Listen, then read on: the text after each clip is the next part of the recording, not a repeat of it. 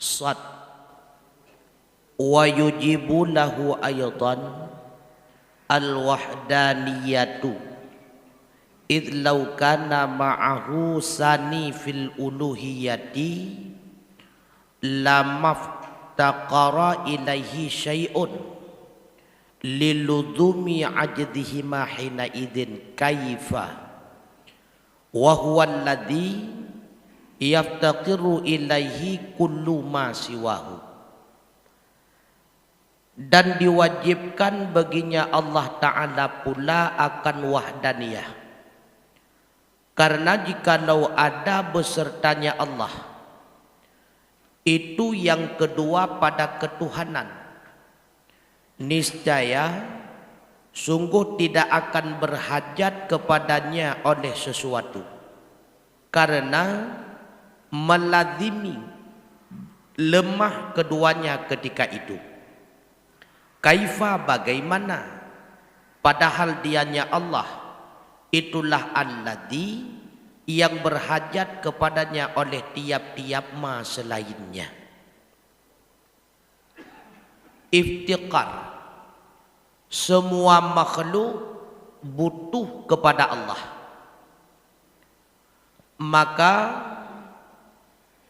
wajib yang pertama, Allah bersifat dengan umum qudrah, umum iradah, umum ilmu, dan Allah pula bersifat dengan hayyah. Kemudian wajib pula Allah bersifat dengan wahdaniyah, agar semua makhluk benar-benar butuh kepada Allah sebagai Tuhan. Maka wajib Tuhan itu esa. Tidak boleh Tuhan itu ada yang menduai ataupun Tuhan itu dua. Artinya tidak boleh zat Tuhan itu menyamai dengan zat yang lain, sifat Tuhan itu menyamai dengan sifat yang lain, pula tidak boleh ada Tuhan yang lain selain dirinya Tuhan. Bahkan hanjutna nyo yang timbul masalah. Kenapa tidak boleh ada Tuhan yang lain selain Allah? Karena kalau seandainya ada dua Tuhan, maka kedua-duanya akan melahirkan lemah. Na dua Tuhan, man dua Tuhannya itunya kepada lemah. Lemah merupakan sifat makhluk, tidak layak menjadi sifat Tuhan. Lalu timbul pertanyaan, kenapa kalau seandainya ada dua Tuhan akan melahirkan lemah keduanya? Nyokenyo yang akan genu uraikan bak gedanyo. Jadi hanjutna dua Tuhan. Pakon karena manduanya akan melahirkan lemah. Pakon lemah. Padahal yang tak pahami le gedanyo menyeramekan mentamah tegah sama-sama membantu-bantu. Tuhan A gebantu Tuhan B gebantu Tuhan C. Sebab yang tertepu legetannya semakin ramai, semakin bersatu, legetannya akan semakin kuat. Kan menan mendeh. Musir toh draw laju Tuhan. Sangka lebih pah menan. Kon. Apabila banyak Tuhan, maka semuanya itu akan melahirkan lemah. Kenapa demikian? Shin. Qad taqaddama fi burhanil wahdaniyati anna wujuda lahu sani yastalzimu ajudun huma ma'an ittifaqan au ikhtilafan. Sungguh telah terdahulu pada dalil wahdaniyah bahwa sungguh wujud satu Tuhan Anna wujuda ilahun sani, bahwa sungguh wujud Tuhan yang kedua itu melazimi lemah keduanya hal keadaan beserta ittifakan, karena ittifak au ikhtilafan ataupun karena ikhtilaf.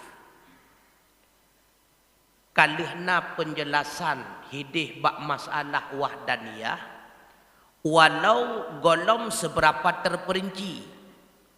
Seandainya ada dua Tuhan, maka kedua Tuhan itu akan wujud lemah.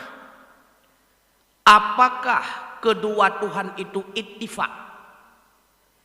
Arti ittifak sepakat dua, perdamaian, gepegat MOU, handa pakai-pakai. Tuhan A gepegat langit, Tuhan B gepegat bumi, handa karu-karu. Ataupun ikhtilaf, berselisih keduanya. Ittifaq atau ikhtilaf, kedua Tuhan itu akan wujud lemah. Bahkan wujud lemah nyaho. Wala ajidu la ya'ti ayyujada syai'an fala yaftaqiru ilaihi syai'un. Wa hadza tamamul asyrina sifatan lati tajibu minal wajibati fi haqqihi ta'ala. Dan bermula lemah itu tidak membawaki bahwa diperdapatkan akan sesuatu maka tidak berhajat kepadanya oleh sesuatu. Dan bermula ini sempurnalah 20 sifat. Sifat allati yang wajib ia daripada segala yang wajib-wajib pada haknya Allah Ta'ala. Pakan lemah karena menyena dua derawa Tuhan. Nyawa pasti mandua ganyan han mampu menghasilkan apapun. Walaupun sepakat gede. Karena setiap yang namanya Tuhan mesti mewujudkan hasil daripada ciptaannya. Nya mesti.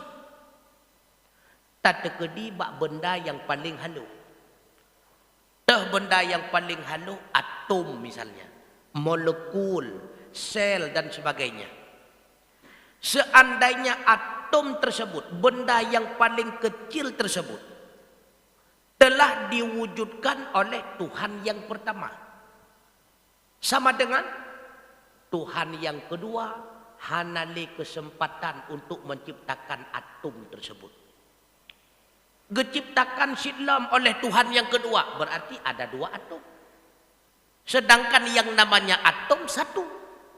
Satu zat yang terkecil yang tidak bisa dibelah-belah, hanjut letaplah dan sebagainya, atom gitu. Sawa cipta atomnya Tuhan. Menyedekati Tuhan akan dicipta atom tersebut, berarti tidak ada lagi kesempatan untuk Tuhan B. Diciptakan oleh Tuhan B kali kedua sama dengan tahsilul hasil.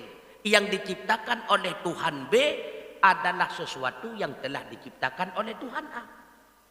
Kalau seandainya Tuhan B tidak lagi menciptakan karena telah diciptakan oleh Tuhan A, sama dengan Tuhan B lemah. Kenapa lemah? Karena tidak mampu menciptakan yang namanya atom. So si cipta atom mana? Tuhan B, Tuhan A. Tuhan B hana mampu cipta le kali kecipta le Tuhan A. Sedangkan Tuhan A dan Tuhan B sama-sama martabatnya Tuhan. Sama-sama kedudukannya Tuhan. Sama-sama memiliki sifat Tuhan. Sama-sama memiliki kemampuan sebagai Tuhan. Kalau seandainya sama, dua yang sama, salah satunya lemah, maka menunjuki keduanya itu lemah. Karena sama. Sidrawa tiga, mandua tiga. Sidrawa lima, mandua lima. Pakot karena sama. Kalaganya hana gekun sama. Si A sakai lima, si B hana lima. Berarti hana sama. Yang gekun sama apa kibat? Menya si A tegak, si B tegak. Yang ketama. Menya si A lemah, si B juga lemah. Karena si B tidak ada kesempatan untuk menciptakan molekul. Berarti si B itu lemah. Sama dengan sebab lemahnya Tuhan B, Tuhan A pun ditunjuki adalah lemah. Nyan menya itifak. Nyan baru bak benda ubu tunggu, baru bak benda ubu. Menya ikhtilaf, nyan perle pegale. Ketika Tuhan A menciptakan sesuatu, dihancurkan oleh Tuhan B. Ketika Tuhan B menciptakan sesuatu, dihancurkan oleh Tuhan A. Akhirnya tidak ada satupun hasil ciptaan. Hana ada cuma makhluk tunggu. Seandainya tidak ada makhluk, sudah pasti tidak ada satupun yang butuh kepada Tuhan. Mesti perawatan. Manusia, han binatang, tan lat batat kaya batia sampai hana. Menyahana makhluk. Nah yang butuh kepada Tuhan. Hana. Bahkan hana. Hai karena hana makhluk. Karena yang butuh kepada Tuhan adalah makhluk. Sedangkan makhluk tidak ada. Sama dengan tidak ada satupun yang butuh kepada Tuhan. Maka kalau seandainya kita mengatakan tidak ada makhluk, mustahil. Kenapa mustahil? Karena berdasarkan kejadian nyata, punah berbagai macam makhluk menunjuki bahwa Tuhan itu telah menciptakan segala makhluk. Kalau Tuhan sudah menciptakan segala makhluk, pastinya Tuhan itu bukan dua. Kalau dua, tidak akan pernah wujud makhluk. Berarti dapat disimpulkan Tuhan dua itu tidak akan pernah terjadi. Kenapa tidak akan pernah terjadi? Karena kalau terjadi kedua-duanya itu bukan Tuhan. Menyelebih daripada sidraw nyan kon Tuhan tu. Kon sering lau-lau-lang asai lebih daripada dua nyan hantu tu kon Tuhan. Menyahan patih kinulang kun hantu jok. Maka hanya lebih dua wajib usah Tuhan sam lebih kakali Tuhan je ke hantu Tuhan tu jongan kan. Dari di segi lapat mentang hanya lebih dua. Di segi logika juga han itirimong bila mana Tuhan lebih daripada dua. Maka bila mana na yang tanyang bak ketanya, kenapa Tuhan tidak boleh lebih daripada satu? Karena kalau seandainya Tuhan itu lebih daripada satu, itu bukan Tuhan, melainkan hantunya. Jawaban. Hanjut ke Tuhan. Beile atau pegah Tuhan, lakau mentang lam sabah rumah hanjut dua tu. Nyen lakau. Suami dalam satu rumah tangga tidak boleh dua orang. Karena Allah Maha tahu hanjutna dalam sabuk rumah dua lakau, makanya dalam agama dilarang. Bahkan hanjutna dua draw lakau. Cina bayang-bayang pakiban terjadi menyambut siga gua. Yang pertama, lenyan bayang kedua jawaban hana balon. Yang kedua, andai kata lahianu tunggu. Menyajino kajut tes DNA ipegah. Mamanya jamun-jamun golom na tes DNA, nya supowanu, nya thote dengan jawab. Lako hang ketin dengan jawab ku pegahana tak hi ganyan, punyung cuma hi ganyan. Ilako be hai tin dengan jawab cuma bah hidung taga hi ganyan. Takut-takut na yang hi kulai alam nya lupa bayalah. Dum lakau hanjut dua tunggu. Apalagi Tuhan. Nah, maka kenapa Tuhan tidak boleh ada dua? Kalau ada dua, maka tidak akan pernah ada makhluk. Kenapa tidak akan pernah ada makhluk? Karena akan melahirkan kedua-duanya itu lemah. Nah, karena yang namanya Tuhan tidak boleh ada lemah. Karena sifat lemah itu bukan sifat ketuhanan, melainkan sifat makhluk. Karena yang namanya Tuhan tidak boleh lemah, maka Tuhan itu tidak boleh ada dua. Kemudian faqad dakhala fi istighnaihi jalla wa azza an kulli ma siwahu ihada asyarata sifatan minal wajibati fi haqqihi ta'ala. Maka sungguh masuk dalam terkayanya Allah Jalla wa Azza daripada tiap-tiap selainnya Allah itu 11 sifat daripada yang wajib pada haknya Allah Ta'ala. Wastalzama dzalika istihalatu adadiha alaihi fadakhala fihi aydan mithlu adadiha minal mustahilati. Dan melazimilah demikian oleh yang mustahil lawannya 20 yang wajib, lawannya 11 yang wajib di atasnya istighna. Maka masuk padanya pula oleh misil bilangannya 11 daripada segala mustahil. Wa dakhala fihil jaidu fi haqqihi ta'ala, dan masuk padanya oleh yang jaid pada haknya Allah Ta'ala. Wa dakhala fi wujubi iftiqari kulli ma siwahu ilaihi at-tis'atul baqiyatu mimma yajibu fi haqqi jalla wa azza wastalzama dzalika istihalatu adadiha alaihi faqat kamalal wajibu wal mustahilu wal jaidu.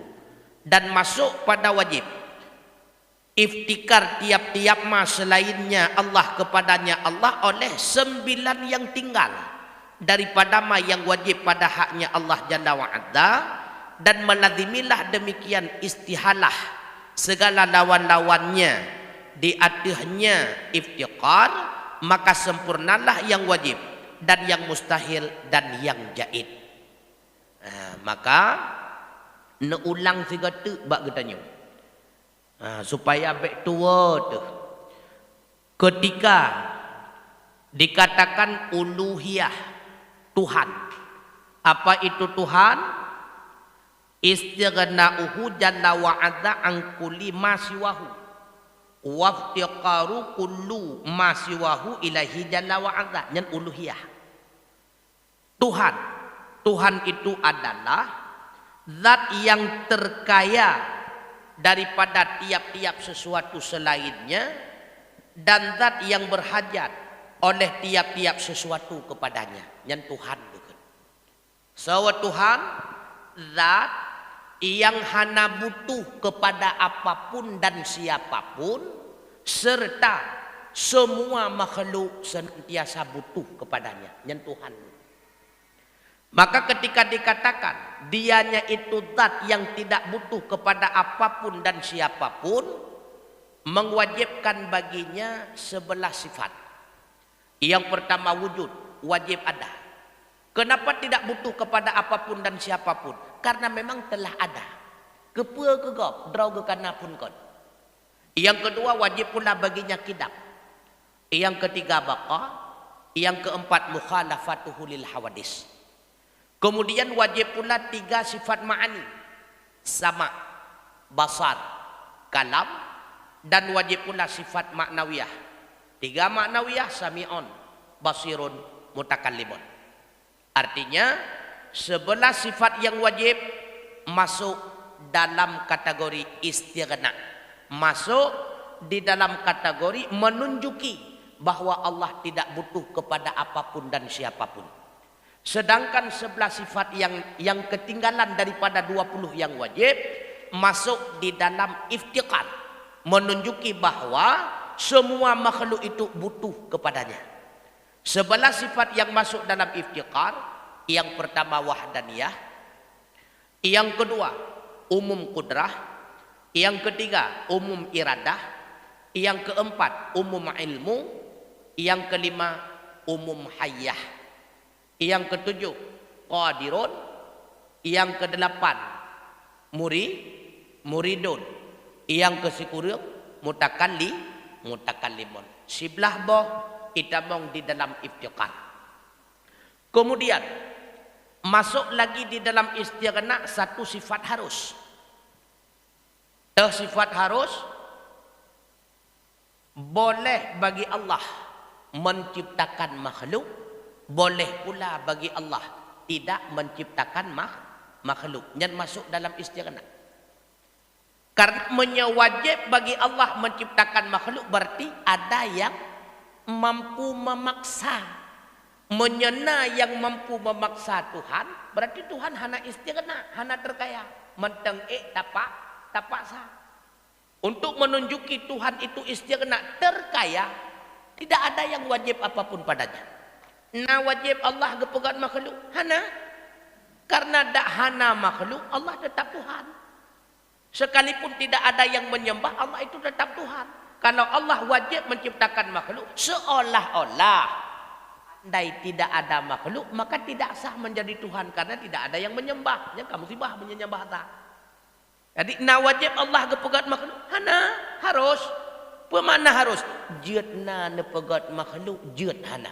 Artinya seandainya Allah tidak menciptakan makhluk, Allah itu tetap Tuhan. Karena jadi Tuhan dianya Allah bukan karena dituhankan oleh makhluk. Jadi Tuhan dianya Allah bukan karena disembah oleh makhluk. Seandainya semua makhluk tidak mau bertuhan dengan Allah, Allah tetap Tuhan. Seandainya semua makhluk tidak mau menyembah Allah, Allah tetap Tuhan. Seandainya makhluk ini tidak ada, Allah juga tetap Tuhan. Makanya harus bagi Allah menciptakan makhluk, harus pula tidak menciptakan makhluk, itu masuk dalam istighna. Artinya dengan sebab harus berarti menunjuki Allah itu terkaya, tidak butuh kepada apapun dan tidak butuh kepada siapapun. Kemudian satu lagi masuk di bawah mukhalafatuhu lil hawadis. Yang masuk di bawah mukhalafatuhu lil hawadis yaitu Allah tidak mengambil keuntungan ataupun kepentingan dari segala perbuatan dan segala ketetapan hukum-hukumnya. Dan masuk dalam istighna. Apa yang nepubuat oleh Allah Ta'ala hana necok manfaat oleh Allah, hana necok faedah oleh Allah, hana necok keuntungan oleh Allah. Begitu pula apapun ketetapan hukum yang telah ditetapkan oleh Allah, ini wajib, itu haram, ini makruh, itu pun tidak sedikit pun Allah mengambil manfaat. Nah necok faedah hana. Nepegat model lagi nyu hana necok manfaat li Allah, nepegat model lagi ji hana necok keuntungan li Allah. Artinya apapun yang telah dilakukan oleh Allah Ta'ala itu semuanya kembali manfaat kepada makhluk, hana wa manfaat kepada Allah. Apa makna manfaat tengku? Makna manfaat adalah pembais agar seseorang itu mau melakukan sesuatu, nyan manfaat gitu. Menyekadeh manfaat, nyan getanya akan semangat untuk tapubuat sesuatu, nyan kepenan manfaat. Contoh, manfaat urang jauh belang, pemanfaat nah hasil panen. Bagi ingat panen, maka dia cukup jumon ke cemata tu. Manfaat urang jauh laut, nangkot untuk watai gua.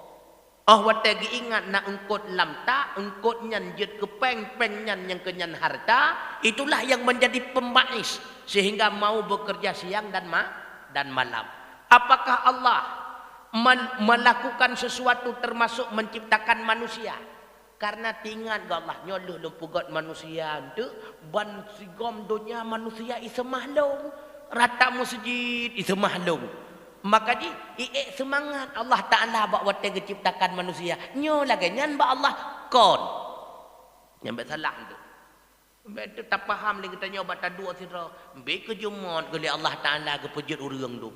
Rupanya semangat bak fikir rata masjid puno isemah tu.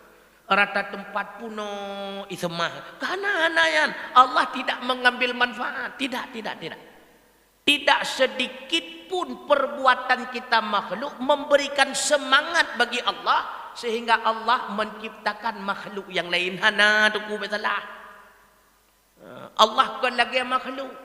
Baik nembayang karena getanya jinna tatim semah Tuhan, maka di Tuhan mutamah semangat gepelahi lil ilam, gepelahi lil ilam kon. Allah tidak mengambil faedah, Allah tidak mengambil keuntungan dari setiap perbuatannya. Allah yang tetapkan makhluk itu menyembah dirinya, tapi Allah tidak pernah mengambil yang dilakukan oleh makhluk. Biasalah anda. Itu terpaham lagi tanya, semangat Allah sehingga keciptakan anak-anak miat yang lain getar ramai lahir lawitnya karena orang ketanya kamu lagi Jumaat laju-laju semayang semah Allah. Anak tanya aku, tak semah Allah, tak semah Allah, Allah tetap Tuhan. Disembah Allah atau tidak, bila mana Allah telah menetapkan memberikan rezeki, tetap Allah berikan rezeki. Taat seseorang ataupun tidak, bila mana Allah telah menetapkan dia itu tidak memiliki hak rezeki, sekalipun dia taat tetap tidak memiliki rezeki. Biasalah anda. Baik karena lagi tanya kabrat taat ke Tuhan, Tuhan kok galak ke kalian tanya, semangat gebi rezeki ke tanya. Kan menahan aku kan. Biasalah. Taat atau tidak taatnya kita tidak memberikan keuntungan dan kemudaratan bagi Allah. Ya biasalah anda. Pakon kita nyuhan gebi rezeki lawainya, bunga tetap Tuhan, kita berdoa semayang kita nyu. Maka dia digay kau kalian, hana digay Tuhan, hana, yang digaynya urang. Biasalah anda. Pakon Allah letak gebi rezeki kita cukup taat. Maka cukup berat sayang, cukup berat bersemangat Allah gebi rezeki kita. Hana ba Allah yang hana. Allah telah menetapkan si A ini taat. Si A ini mudah rezeki atau tidak. Si B ini maksiat. Si B ini mudah rezeki atau tidaknya kan dia tetapkan. Masalah taat dengan rezeki lain-lain babnya. Kamu tahu? Maka biasalah pegah anda. Pakon kasihan. Mati ada tahajud Tuhan kasihan. Menyalakan. Yang tak jawab. Hana mesti dropi kafe yang kaya tu. Pakon kaya taat aja. Menyalakan. Yang tak pegah. Maka urang maksiat mandum gasiat. Tapi tekanan sebaliknya. Makin maksiat makin kaya tak kalian. Makin maksiat makin kaya.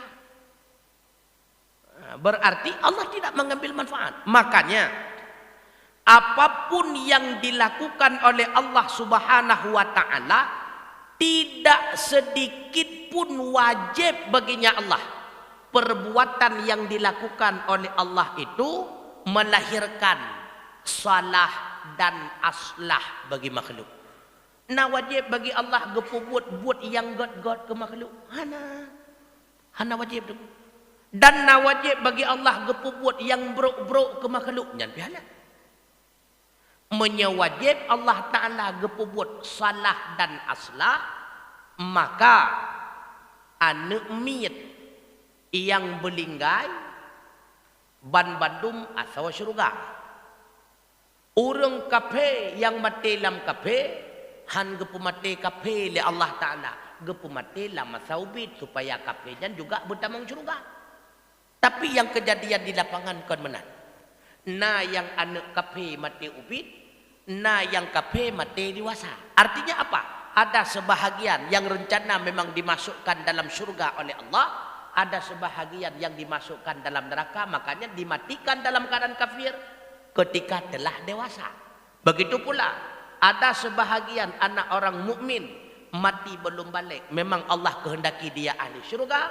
Ada pula orang mukmin mati setelah dewasa, memang Allah kehendaki dia itu masuk neraka duluan, kemudian dikeluarkan dari neraka lalu dimasukkan dalam syurga. Nah gecak faedah oleh Allah. Nah wajib bagi Allah gepegat yang god ke kedanya. Nah wajib bagi Allah menjadikan yang buruk-buruk terhadap makhluk. Tidak. Nyoba salah. Jadi Allah memiliki hak kekuasaan sepenuhnya. Apakah Allah ingin menjadikan yang baik kepada kita itu hak Allah, ataupun Allah ingin menjadikan yang buruk kepada kita itu pun hak Allah. Hana mutidro pun yang dapat veto dengku hana.